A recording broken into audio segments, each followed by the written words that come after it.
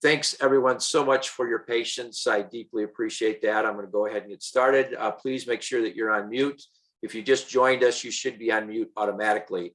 I have a lot of guests on here that I invited on my meetup group, as well as we have a lot of Renatus guests on the line as well. I'm also simulcasting this on my YouTube or my Facebook page, and eventually I may be posted on my YouTube channel. So I do want to let you know that I may be using this again, the recording of it. So if you're shy, you don't want to be seen on camera, whatever, you can turn your camera off. Same thing to asking questions. If you're shy, you can just put it in the chat. That would be fine.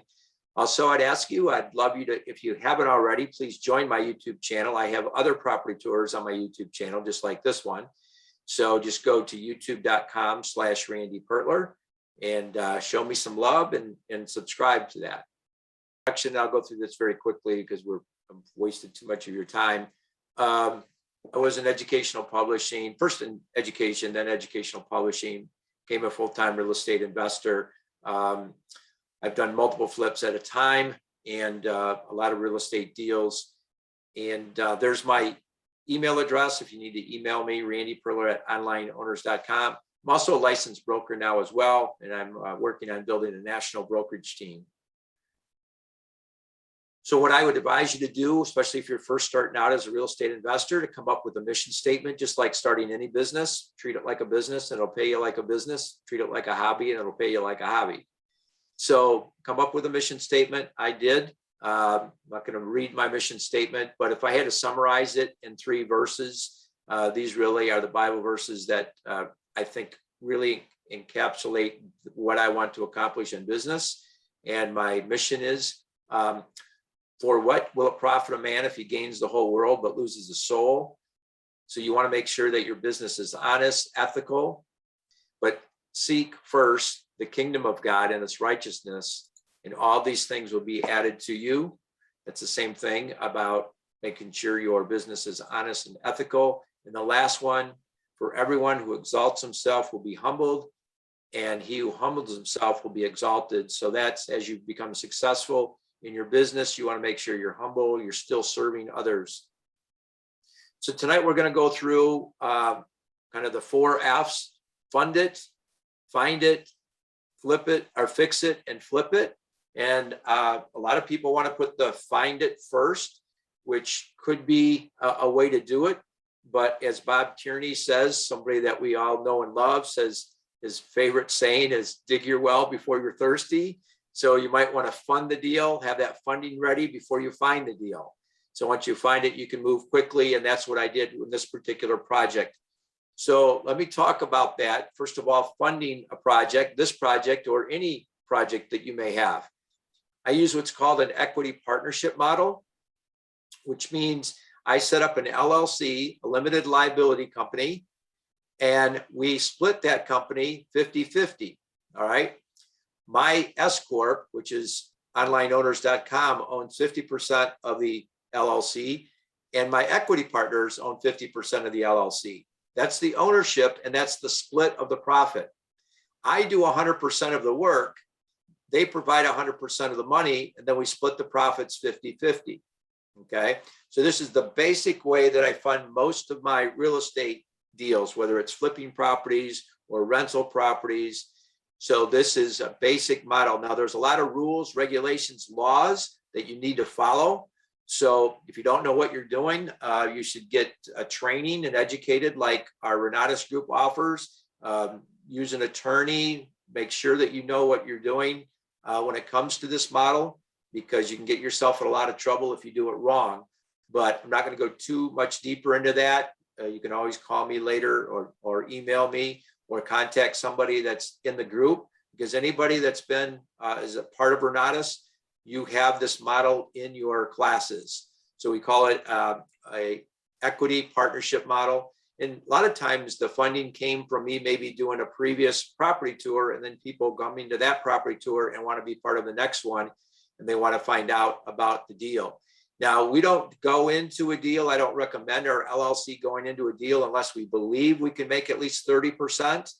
That's because I want to be able to give those partners a 15% return on their money. So obviously, if we're making 30% annualized, and we split that 50-50. 15% would go to my S Corp and 15% would go to the partners. So that's the basic funding model that I use. Now, also, I use what's called private money lenders, and private money lenders are people that are getting guaranteed interest rates. So you need two documents when you're going to have a private money lender. You need to have a promissory note, which is basically the terms of the loan. Then you need to have a mortgage, which attaches that loan to the home. That's their collateral. It collateralizes the loan with the home. So your home becomes the home or the property, I should say, that you're flipping or renting out. That becomes the collateral that they're going to have to guarantee that you're going to either make the payments or they're going to take over your house, whether it's an income property or a flip or whatever. So those are the two basic models. And sometimes I do a combination of both. Like I did in this particular deal, I did a combination of both. We set it up with an LLC, but when we needed more money, we brought on a private money lender. So right there is a good place to stop and to get some questions answered. So we just covered very quickly, fund it. How did I fund the deal? Equity partners and private money lender. So finding it. How did we find this beautiful gem? That's what it looked like. You can even see that for sale sign or this broker sign that was in there in the window when we first bought the property. So this one was an online auction. So I bought quite a few properties during my career, both live in-person auctions, but also online auctions. This was an online auction. I'm trying to remember it. This was either Hubzu or it was auction.com. I think this one was Hubzu. So it was an online auction, and how those work is that, at least let me just tell you, because they all could be a little bit different, but let me talk about Hubzu because that's where I believe we bought this one. So Hubzu will have a starting bid. And the starting bid on this one might have been, let's say, 20,000. But people get all excited. Oh my gosh, the starting bid's 20,000. I'm going to get this property for 20,000. Well, no, that's just the starting bid. They also have something that's called a reserve. Rarely, but sometimes they do now as a practice. Sometimes they'll let you know what that reserve is, but normally they don't. So you're bidding against somebody, 20,000, 21,000, 22, you're going all the way up and you're bidding and bidding and bidding. So even if you win the bid, you still might not get the property. Because let's say the reserve is 75,000 and you were the winning bidder at 70,000, you might not get the property. They then would go to the owner, which is probably a lender. It's a bank that owns it. And they would say, listen, you wanted 75,000. We couldn't get you to 75. Our best bid was 70. Do you want to take it? Yes or no? And I've bought quite a few properties that I didn't meet the reserve. So I didn't think I was going to get it. Then they came back to me and they actually sold me the property at my winning bid amount, which is great because now that you bought the property for less than what the bank or the owner originally wanted to sell it for. So this was, and Hubzu uses the MLS. So Hubzu, and I believe auction.com as well, they'll advertise their properties on the MLS. Now here's something, some people get all excited when they see a property that's listed for like 30,000. Oh my gosh, I might be able to get this for 30,000. I always tell people this, look at the previous listing, look at the listing where it was before it went on auction. Sometimes these were just listed on the MLS like any other sales. So this property might have been listed for 80,000. All of a sudden it's got a starting bid of 20,000. Well, there's a good chance that the first time around in that auction, the lender's not going to take 20,000 or anywhere close to that because they had it listed for 80. So if you look at the previous list price, you'll probably get a good idea what will probably win the bid or be acceptable to the bank, at least the first time around. If it doesn't sell the first time around, the bank can, put it up, schedule it for auction again. It can be over, go back to auction. I've seen properties that been through the auction 5, 6, 7, 8 times. And if you're interested in it, you just keep bidding on it. And then sometimes you wear the bank down and like, man, we can't get that 75,000. Fine, we'll sell it for 70. So we did buy this property for 70,000. That's what the front looked like. When I was there yesterday taking some pictures, That's what we've got it looking. It's not all the way done yet. We still got to take care. I mean, they painted the sidewalk and they painted the stairs. So we still have to do some work on that. But you can see, look at the difference between, I mean, just taking bushes down and so forth. And it does have a new roof, a new roof already. So it does have a new roof on it, but just what a difference in that you've got to get the curb appeal first. And we're probably about a week, maybe 2 weeks away from putting this on the market. Okay, whoops, I'm going the wrong direction. All right, there's the back. And I didn't even remember I had this picture. This was actually up on, I found it up on the internet because when it had it up for auction, that's what the back looked like. You can see it was all overgrown. And then this was a shot that I took basically of the same area yesterday when I was there. Okay, now let's go through the plan. All right, so we found it, or we funded it, we found it. And now we're going to fix it or flip it or fix it or rehab it. So this is the main, or excuse me, this is the basement level. This is what it looked like before on the left. So this was how the basement looked before. This is how it looks now. We have a laundry room, basically in this about the same location, the laundry room. Back here, we put a den. This could be a plus bedroom. And I say could be is because it's not legal egress windows. So we can't really advertise it as a bedroom, although I'm sure people may use it. We've got a big walk-in closet, the utility room. You'll see that in our walkthrough, a full bath. We've got storage on this side, storage there, stairs going up. You can see we relocated where the stairs were. They were over there. And then this whole big area in the middle. We did not remove these walls. Normally I would remove these walls to open this whole family room up. But these walls are brick, solid brick, in fact, a concrete block. So we did not want to deal with that. Plus, we take it down, maybe we'd have to support that underneath it. So we just left it. You'll see in the picture in the walkthrough. So that's the basement, a little bit of change. Here's the main floor, and you'll see it when we walk through this. So this is what it looked like before with the stairs over here. It had 3 bedrooms. And a lot of times with these bungalows, I'm changing 3 bedrooms into 2 bedrooms. Because I want to have a master suite. Most of the time, these older homes, they were not built with big master bedrooms or master suites that had master bathrooms. They all had a shared bathroom. You can see in this old floor plan here, it had one dinky little bathroom. Look at this little bathroom. And that was for 3 bedrooms. And actually upstairs, it didn't have a bath. So it was for the bedrooms upstairs. They had bedroom downstairs. It would be that they had 1 bathroom there. So we now have 4 bathrooms. Now here's, we rechange where the stairs are. We moved them over to here. You'll see that in the pictures. Open up the kitchen. I didn't put the island. When I do the walkthrough, I mentioned that. It just seemed to be too tight on our floor plan with the island there. So instead I did a peninsula where they could eat in there. The master bedroom, the master bathroom, 2 closets back there. You'll see that. Front bedroom here. Dining area, we remove these little half walls here. You'll see that in the picture as well. Oh, this was before I had the kitchen done. This is the kind of the new style of the kitchen, how it's a little bit different than what that picture was. And then here's the upstairs. This is the attic. So in the attic now, we've dormered this out. So we lifted the roof out. When you dormer something, you remove the roof in that area and you make it higher so that we can put the stairs in here and also more headroom for the bathroom. That wouldn't have been enough room in the bathroom. You'll see it when I do the walkthrough, both from the outside of the house. You'll see how this is dormered as well as the inside. Then we got a front bedroom and a back bedroom. So we've got 2 bedrooms there. Got this walk-in closet here. And instead of actually this being open kind of foyer areas, what it said, we end up putting in two more hallway closets. So there's plenty of closet space in this house. They can't complain about not having enough closet space. Oops, I went the wrong direction. All right.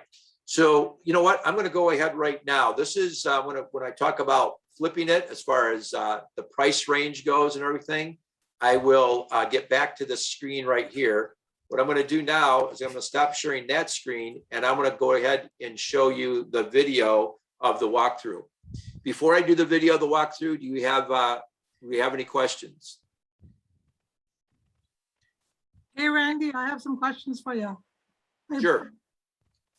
Posted it in the chat. This is Annie from New Mexico. Well, you showed 2 and 3 bedrooms. What is more beneficial? having 2 bedrooms or 3, 2 with the master suite or 3? Okay, What's keep the in higher mind- line? yeah, good question. And the way I worded that, it might have misled you a little bit. Keep in mind, the whole house has 4 bedrooms plus 1 in the basement. So we call it a 4+1. Basement's not a legal bedroom, but 4+1.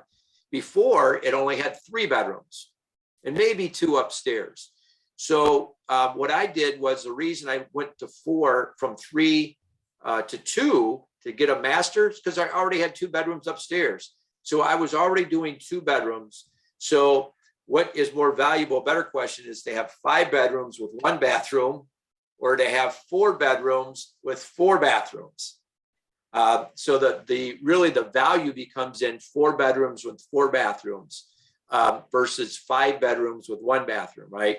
So that was the biggest thing. And that's why I was able to eliminate the 1 bedroom on the main floor. If it only had 3 bedrooms and I couldn't put in any more bedrooms, and I was only going to go 3 bedrooms, I would have stayed with the 3 bedrooms and forget the master, right? But I wanted to add value like a new house would be. So that's why I was able to eliminate 1 of the bedrooms in order to create a master. Does that make sense? Yes, it does. Okay, good. Good question. All right, let me see if I can get this shared. Jerry, are you seeing that video start or not?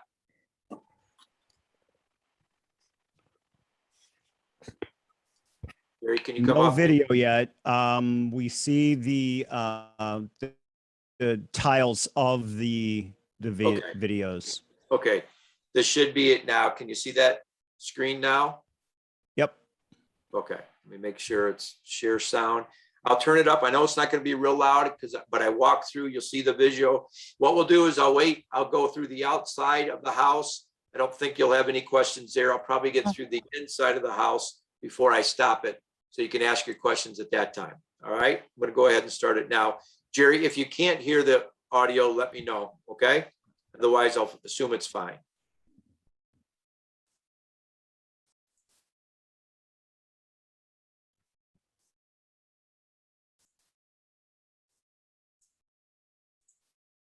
Whoops.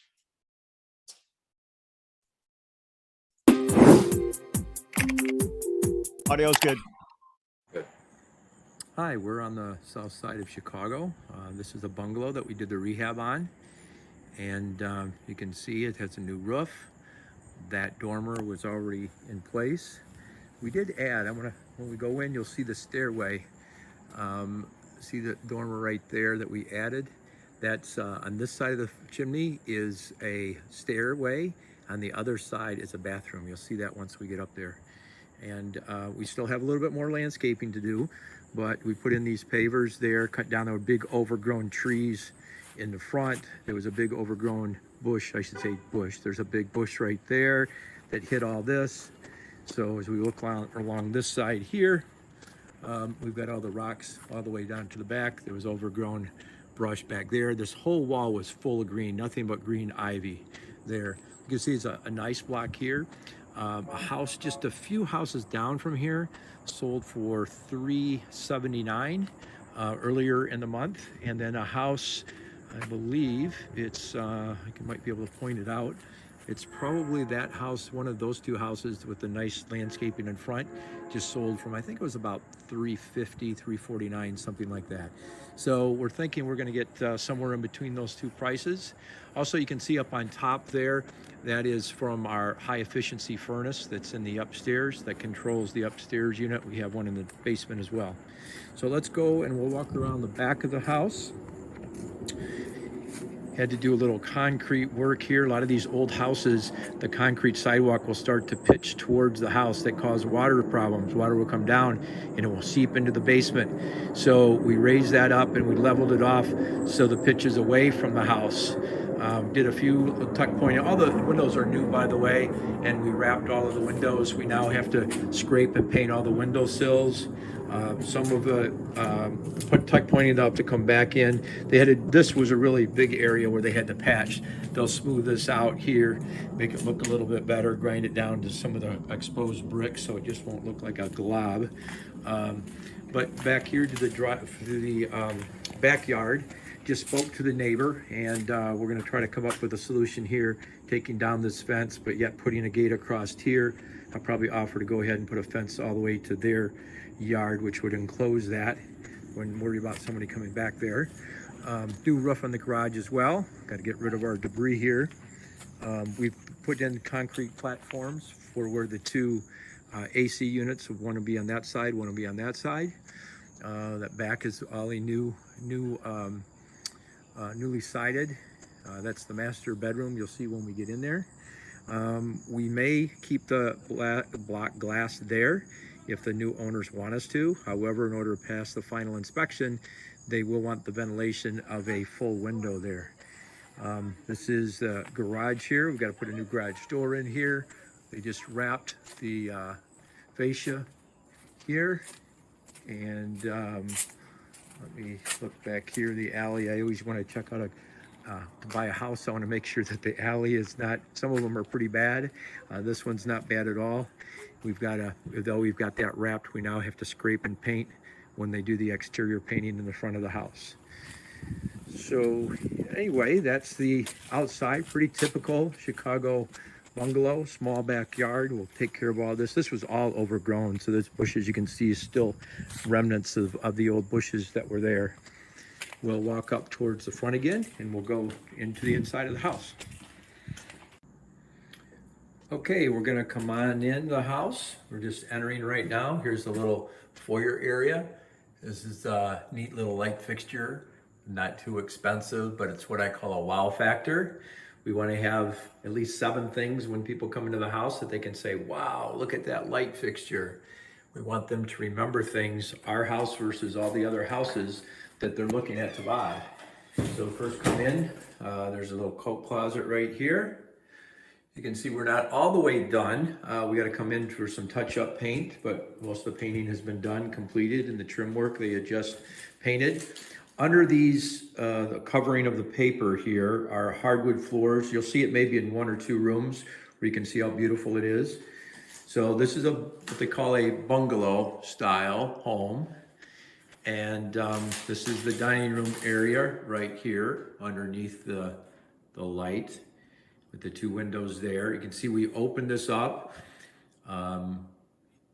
Earlier I had showed you the floor plan, and you can see the changes where those are the stairs that we built, but we wanted to make them open so you can look all the way to the back of the house.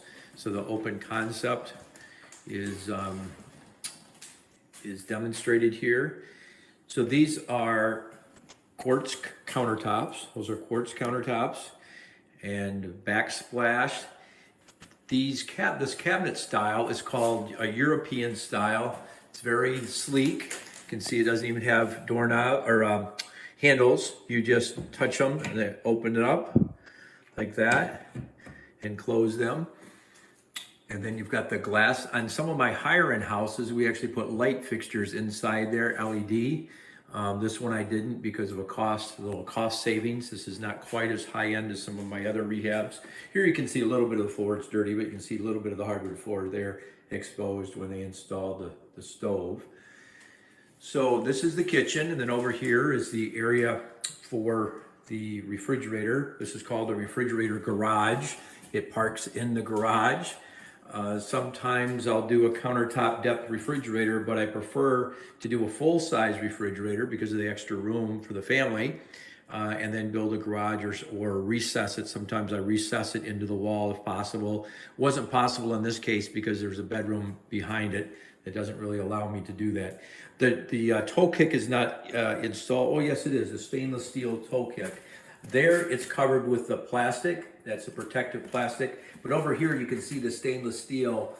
Got this thing in the way here, a little light, but there you can see it a little bit better. The stainless steel toe kick, you can see it over here as well. It's very modern looking. So I wanted to build in a peninsula. We tried to do an island. I was originally going to do an island. There just was, I didn't feel it would be enough room. I thought it would be too restrictive, feel a little bit too tight there. So that's all open space to prepare food. But here you have enough for 3 or 4 bar stools here at this overlook. And it's kind of nice because you've got that window. In the original floor plan, that window was inside a pantry the whole kitchen only came to like right here. This was the entire kitchen. And now by opening it up, removing that wall, using that pantry area and then have the open seating here, I think is a much more modern and more efficient floor plan. So we walk back up here. This is the first bedroom. And you can see the hardwood floors. They're dirty, but you can see how beautiful they're gonna be once they're all cleaned. So you've got the closet there. Try to put in ceiling fans in almost every bedroom. That might be just my personal preference because I like having a ceiling fan, you know, at night. My kids did as well growing up. We built this little recessed area, a little man-made hallway, because I didn't want the door to the bathroom to be directly into the kitchen and hallway. To me, that doesn't give you much privacy. This way, if the door is cracked open a little bit by accident or whatever, you're not walking right out. You have this little buffer zone. And then we built these built-in shelves there, so they could put decorative things. They could use it for a linen closet and have nice linen displayed there, or just use it for like art nook, you know, vase, pictures, that type of thing. So here is the common bathroom. You can see the LED mirror here. So I've started putting this in quite a few of my properties. So you get the beautiful LED mirror. Put the tile all the way to the ceiling. Obviously it's less expensive not to go all the way to the ceiling, but this gives it a nice big look. I'm actually going to turn my camera long ways here just for a second so you can kind of get perspective there. How much bigger and higher the ceilings appear when they go all the way up. So this is a bath shower on this level. And then let's walk around here. We'll go to the master. Oh, by the way, these are black stainless steel, kind of the latest thing, instead of just stainless steel like I used to do. These appliances are black stainless steel, and they're also fingerprint proof, because usually on stainless steel you touch them and you're always trying to wipe up the fingerprints.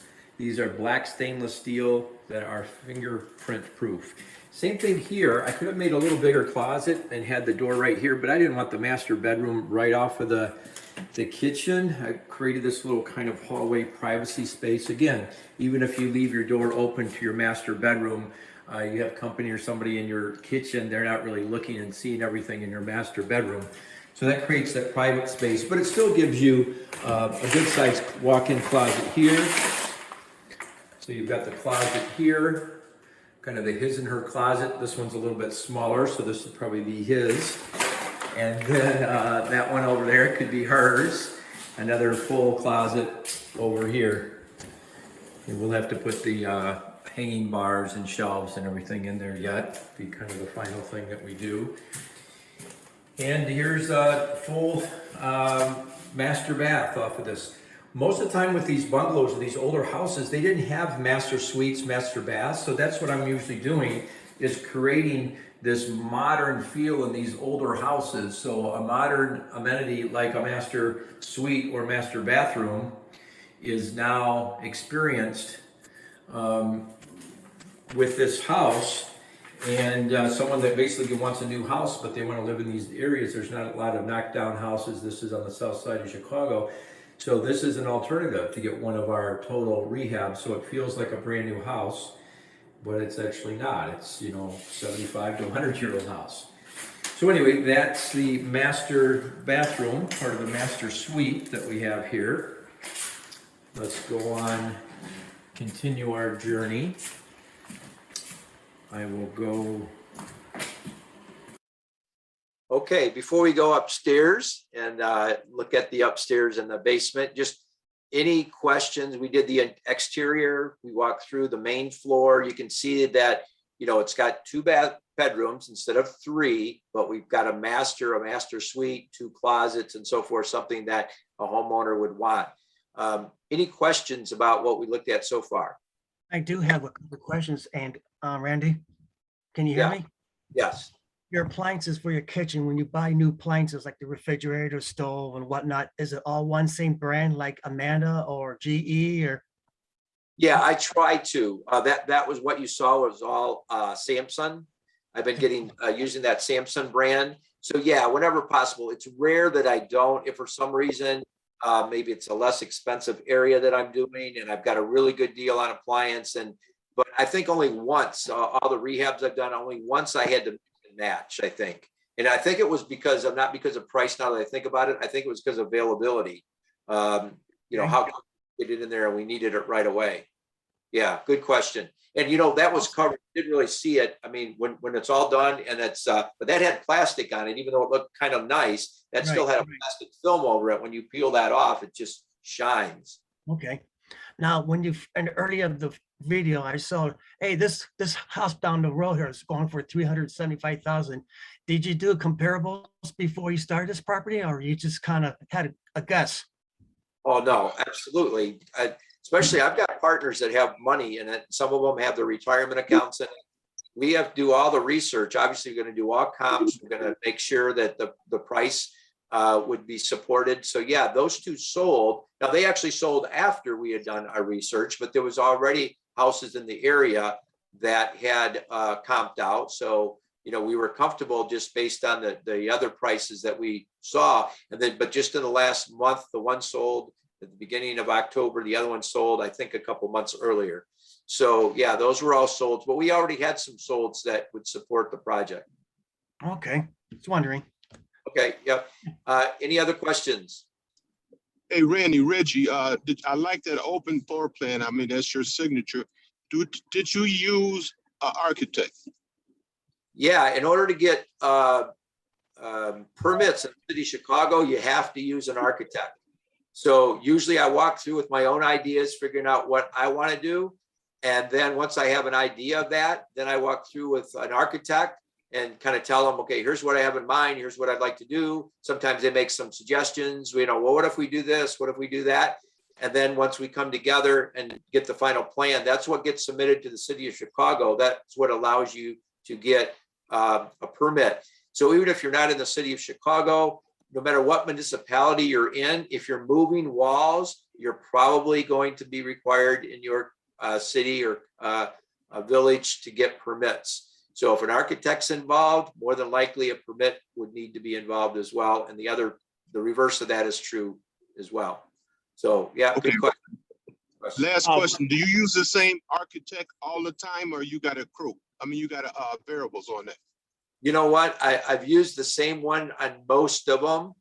He gets busy once in a while, and a fairly recent project, I had to use somebody else and I wasn't really happy with them. So yeah, I kind of use the same guy, but once in a while he gets busy and I sometimes have to look elsewhere. All right. Thanks, Randy. Yep. Randy, do you Yes. run into with some of these older homes, do you run into higher costs due to lead or asbestos remediation? I haven't yet, thank God, right? But no, I haven't had any lead issues. Asbestos, no. The only place that normally that I'm seeing asbestos in houses, not necessarily mine, but in other houses, a lot of times you'll see it with a boiler system where sometimes the pipes were wrapped in asbestos. So that's one place to look for it.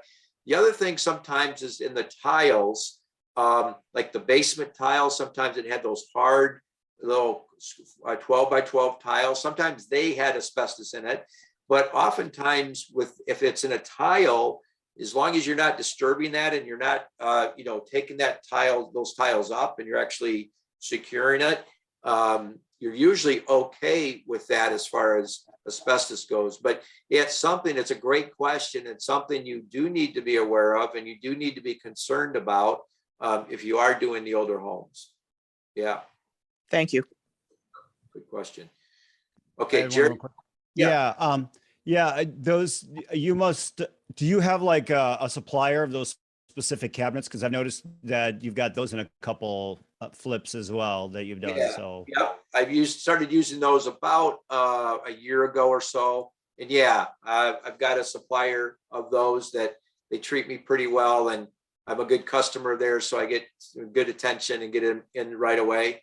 So yeah, I've been pretty happy with it. Yeah, and it's nice when you find something that you like. And before that, I just used white shaker cabinets, and I used kind of the same supplier over and over again, with that. So yeah, I like trying to use the same thing. Same thing. It's the same supplier of the vanities too. Makes it really good. I just make out my order. Boom, here's the vanities. And he sells the faucets, the sink tops. You know, I could put bowl sinks if I wanted to, whatever. So yeah, it's great if you can, you know, find one supplier for that, especially the cabinets and the vanities.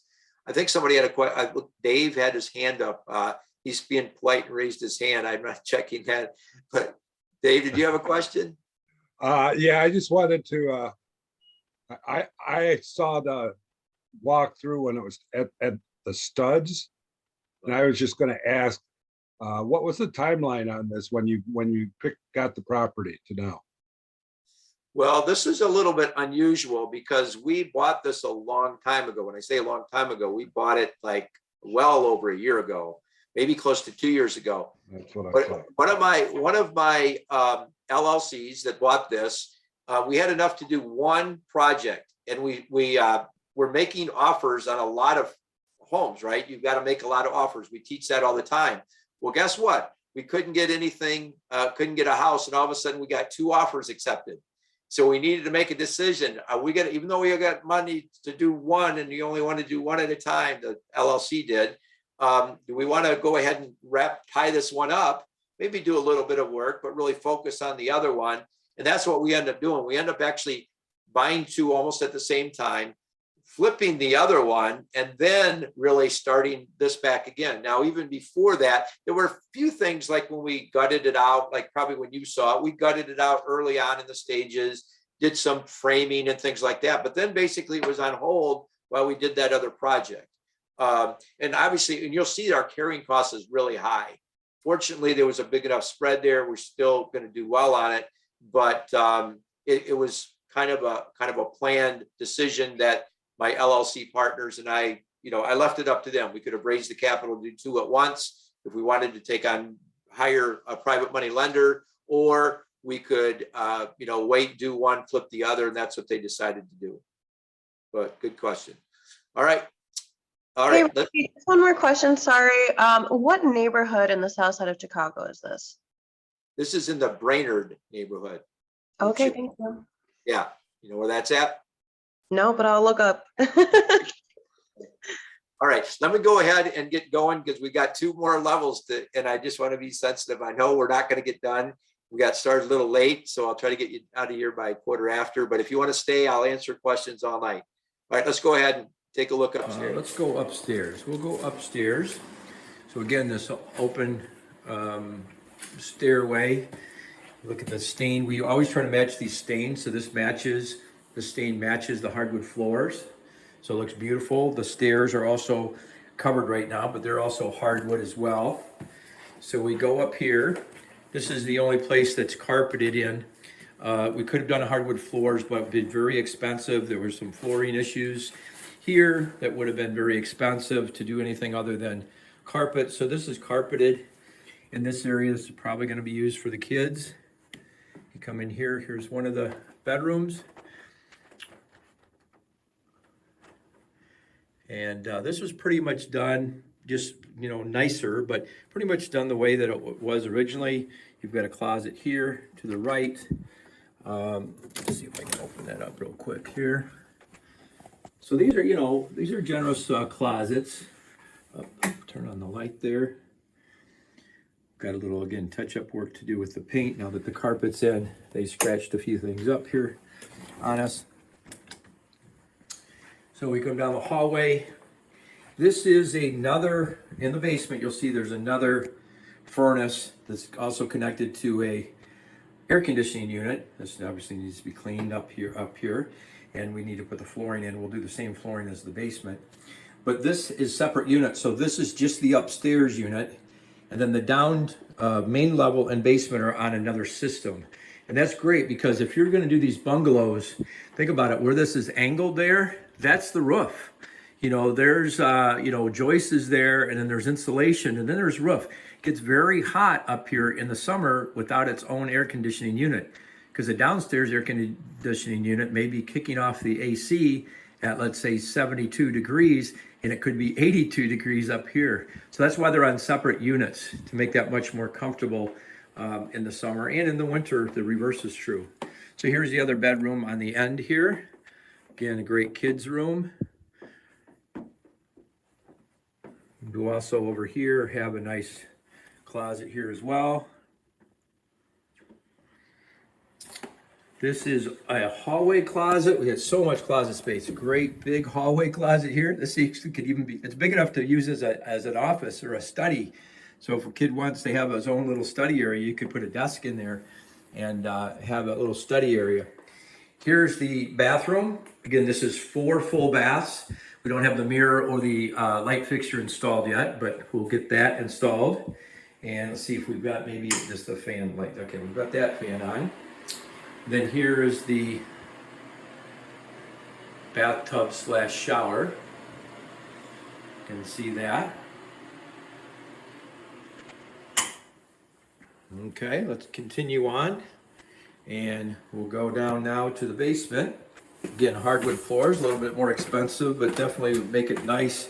And it won't seem like a basement, it'll seem like a lower level when you do things like that. This flooring is that deluxe vinyl tile. They've come a long ways with that now, and it does a great job, and it's very thin, so you're not losing ceiling height. So when we used to do, I always used to put ceramic tile, but by the time you put the mortar and you even it out, you might lose an inch. This way it keeps the ceiling nice and high, the ceiling to the floor distance nice and big. And then here, these are those old metal poles that you see. In fact, in an old video, you might see the pole. Beautiful wrap now, and again, that's stained the same color as the handrails, as well as the hardwood floor upstairs. These closets were already here, and that's a solid brick wall there, solid brick wall there. So we're gonna keep those and just keep them open. It's really difficult to put doors on it. We're actually just gonna keep kind of that open space. A buyer could always put doors on it if they want. And then the windows are covered, but we've got all the windows here. We've got them covered. What we'll end up doing is when we're ready to put it on the market, we'll put nice white blinds on there. So that'll look really nice. And then, the recessed lighting. So in basement, especially because of the ceiling height, even though this has got good ceiling height, as much as possible, I use the recessed lights because that way you don't lose any of that ceiling height because of a light fixture being lower. And this is a little bit lower here, and that's because that's the venting. So that's all the heating and cooling venting that needs to go through there. All right, here's another bathroom. So this is now the 4th bathroom. And you can see this house has 2 bathrooms / shower, or bathtubs / showers, and 2 big walk-in showers, which I love. I can't even remember the last time I actually used a bathtub. I'm always using the shower, so this is more convenient than having a bathtub shower. So we've got 2 of those, one on this floor, one in the master bedroom. So we also did here, because the ceiling's a little bit lower, we even ceramic tiled the ceiling in here. So that's great. And you can see kind of the same layout. That's not an LED mirror because we didn't put in the electrical in advance because we didn't know how much room we would have. You can see it's pretty tight there. That's a really small mirror, but it just fits in there. And then this is a pretty cool light fixture. I've used this at various places throughout my houses. So let's continue on. We'll go down this hallway. This is the utilities / furnace room. That's a high efficiency furnace. You know that because it's not piped into, the exhaust doesn't go into a chimney. It goes, can go directly out or can go up and out. And it can use this PVC pipe, which is approved for high efficiency furnaces and hot water heater. See that furnace there as well? That's how you can look at a furnace, and right away, when you see PVC leaning out, you know that that's a high efficiency furnace. So it's gonna cost less to run. It's gonna be a little more expensive up front, but it is gonna cost less to run, okay? These are storage closets I won't show you, but more storage under the stairs and then full storage there. This is the laundry room. So we got to change out the door, but that's the door to the back. That'll be one of the last things we do is put on those doors, because people coming in and out, you don't want to damage your brand new doors. So we usually leave that until pretty much the last. This has got the hookup for the washer and dryer. There's the washer hookup there. There's the gas for the dryer. just occurred to me that I don't think they have put in the exhaust for the dryer yet. I'm gonna have to check on that with them. See, this is a good exercise for me as well, because I can see what still needs to be done. There's the cover for the panel. They had to do something else with the electrical, so that panel's off. We do have, I believe we do have a window for that to change out. Since this is in the back, we may have to, I might ask the homeowner if they want us to change it out, whoever buys it. It's less secure, but it's also safer to have the sliding doors that they can crawl out. This is not technically, with that window like that, this is technically not a bedroom, because that's not a legal egress window. Even with a slider, it may not be to code. So we're not going to advertise this as a legal bedroom. We might say a 4+1, one being a sleeping area but not a legal bedroom, and it's in the basement. Usually when people on the MLS see the +1, they know it's in a basement, and sometimes not meeting all of the requirements for a full bedroom. Otherwise, you wouldn't say +1, you would just say it's a 5-bedroom. Okay. All right, I'm going to stop it there. And do you have any questions about the upstairs or the basement? I mean, this is why we're very comfortable with our numbers, right? Look at the house right here. And this is the house I pointed out on the video at the beginning. I was thinking that was 350, but I was wrong. It was 334. But this is the house just a couple houses down on the same side, 379. When I made the slide, it wasn't sold, it was pending, but it did sell at 379. And then this is just one block over. See that? Just one street over. On the next block down, got 325, 330, 361. And other than this house, I would put my house up against any one of those. This one's got a couple really nice features. It's not as big as my house, I don't think. There's some things in the back that aren't quite as nice, but I would say this one is better. Will sell for, I don't think ours will sell for the 379. I'm probably not even going to ask that amount. But we might put it on the market for 359, and who knows, maybe 369 even. Prices are just crazy right now. We got to take advantage of it. So the next thing is the numbers. So here's, and this, these are really not normal because of our holding costs were so great. And also I had to release, we'll say release instead of fire. I had to release the initial contractors. I used some new contractors, didn't work out. So we ended up paying really double, some work for double the price. And that's why we always talk about it. You really got to find a great deal because, you know, if something goes wrong, then this could have been disastrous. As it was, it's fine. And, you know, God blessed us with a nice, you know, market increase there as well. But we might have had to make other plans. We might have had to turn it into a rental or something, a short-term rental or something. But right now, just flipping it's still gonna work out for us. So this project, with all the work that we did, even with the increase in materials, you probably should get that done for more like 130, 140 on that rehab. You know how some people do. This is just a ballpark figure to help you, but it's different now. Maybe could prices increase, but you can kind of guess. A lot of people guess at $50, and your market might be different. So I know we got people around the country on this call, but about $50 per square foot to do a gut rehab over the last couple of years has been about average. And you think about that's about right. This is almost 3,000 square feet on all three levels. When you count the basement, the other three levels, it's almost 3,000 square feet. 3,000 times $50 is $150,000. And, you know, that's probably where it should have been, and maybe a little bit lower. I think we could have got it done a little bit lower. And the holding cost in a lot of this, we knew when we decided to only do one project at a time. The partners knew we were going to have great holding costs on that. And we took on a private money lender to finish up the job because we didn't have all the funds originally. So we paid a lot of money, and we'll be paying a lot of money to the private money lenders. So that's why that's so high. Marketing and closing, you know, big chunk of that obviously is 5%. 5% of 300,000 is, you know, $15,000. So big part of that is just listing it on the MLS with the broker. Luckily, I'm the broker, so that helps me on that. So anyway, that's our net profit to our LLC, and we'll split that 50-50, you know, per our my business model with the equity partners. Any questions over that? Contact information if you need anything. I'm available. Just let me know. Any last questions or comments? Okay, well, we're going to wrap it up. Thanks so much. God bless. You Bye, too. everyone. It Thank was a you. pleasure of seeing this.